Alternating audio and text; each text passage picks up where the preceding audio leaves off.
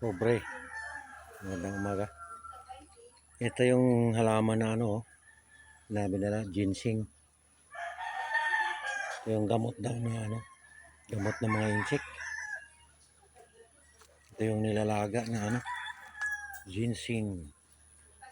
Ito.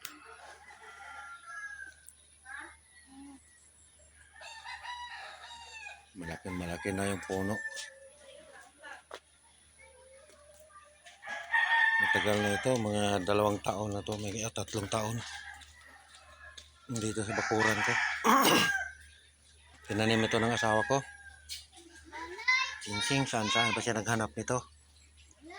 Ngayon, napabayaan na. Yan o. Ang laki ng puno. Ito yung bulaklak niya.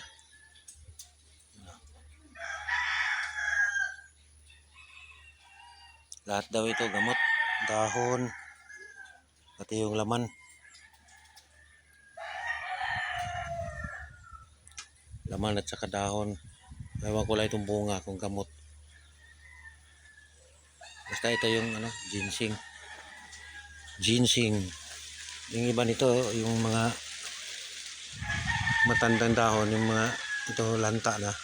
Iipon daw nila. Kapit daw. Ay, sa amin wala.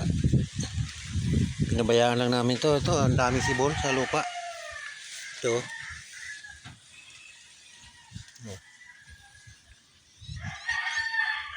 Ginseng din yan. Kasi pag nahinog na yung bunga, napadpad lang yan sa hangin. Saan makarating. Ito. Sibol din yan. Galing yan dito sa malaking puno. Yan. Ayan ang laman niya. Yan yung laman niya. Umaakyat sa ibabaw. Lumabas na sa lupa. Yan yung ginseng.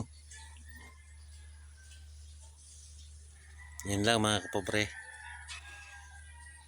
Salamat sa panood.